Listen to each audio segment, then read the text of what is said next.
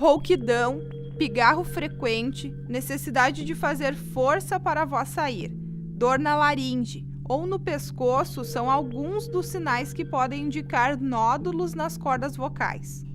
Esse problema é caracterizado por lesões benignas semelhantes a pequenos calos. A pessoa que usa a voz com grande intensidade, seja profissionalmente ou às vezes por um hobby, de cantar ou falar em público, ela pode desenvolver um calinho no meio dessas cordas vocais, de maneira que as cordas não conseguem fechar corretamente. E aí as cordas não fecham e começa a escapar mais ar na voz do que o normal. E a voz fica mais rouca. Então é exatamente isso que acontece. É muito importante que quem trabalha com a voz, mesmo de forma não profissional, pessoas que gostam de cantar, pessoas que falam muito, que conversam, considerem a possibilidade de fazer uma terapia vocal. Por quê? Os músculos que fazem mexer essas cordas vocais, eles são músculos como músculos das outras partes do corpo, como músculo de braço, músculo de perna, e se eles não estiverem treinados para usar a voz, pode acontecer uma lesão, das quais o calo vocal é a mais comum. Foi exatamente isso que aconteceu com este professor, que é músico nas horas vagas. No final das aulas, principalmente, eu sentia que a garganta secava, sentia rouquidão e tinha que, às vezes, inclusive terminar a aula mais cedo por causa disso. E na sequência foi também, que é uma das atividades que eu faço como lazer, assim, é cantar. E aí eu também comecei a ter problemas, não alcançava os tons, forçava demais a voz. Foram 2 anos assim. Eu achei que com a parada das aulas, entrada em férias, iria retornar ao normal e não retornou.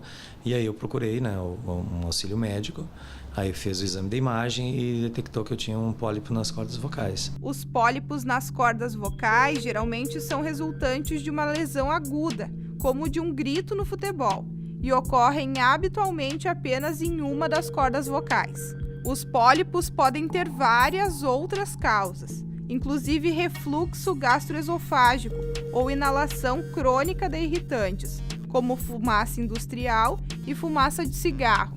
Os pólipos tendem a ser maiores e mais salientes do que os nódulos. Os pólipos são comuns entre os adultos. Já os nódulos ocorrem nas 2 cordas vocais e resultam principalmente do abuso crônico da voz, gritar habitualmente, cantar, berrar ou usar uma frequência baixa antinatural. Podem ocorrer nódulos em crianças.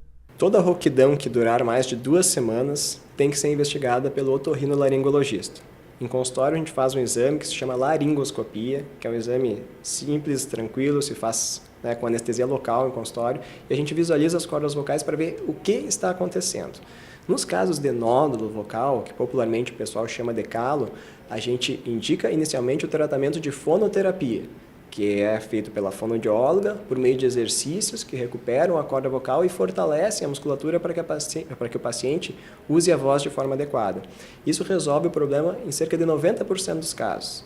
Alguns nódulos que já são mais antigos, que já estão mais calcificados na corda vocal, muitas vezes eles não retornam com o tratamento e pode ser necessário uma cirurgia.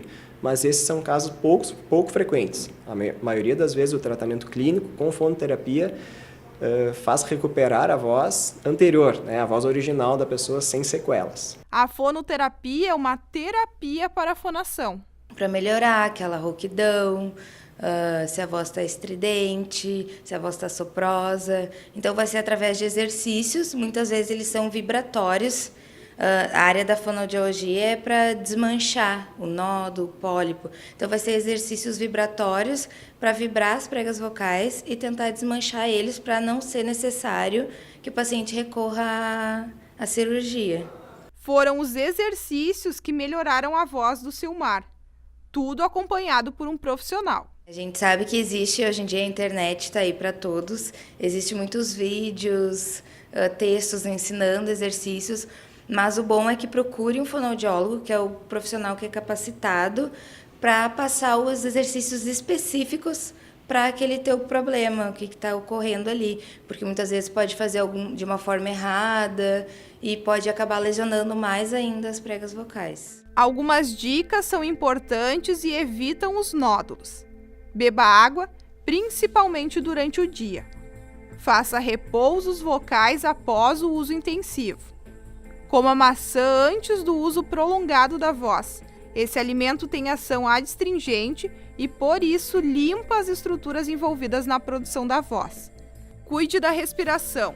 Evite usar giz, pois o pó pode causar alergias. Trate as alergias respiratórias. Cuidado com o ar condicionado, pois o ar fica mais seco. Não tenha vergonha de bocejar. O bocejo pode diminuir a tensão da região do pescoço e dos ombros. E evite gritar. A fonoterapia é muito rápida. Às vezes, na primeira sessão, já vai notar a diferença, já vai sair do consultório notando diferença. Mas tem o pós também, que não... Ele vai notar a diferença, mas não quer dizer que já o problema foi solucionado. Então, ele tem que manter esse tratamento. Agora o Silmar tem consciência. Pois, daí tem os exercícios, né? E também a preparação. Sempre que for ou dar aula ou cantar, fazer o aquecimento e depois fazer um desaquecimento. É difícil, porque muitas vezes assim, eu ia para aula dentro do carro fazendo os exercícios para chegar na hora para poder dar aula.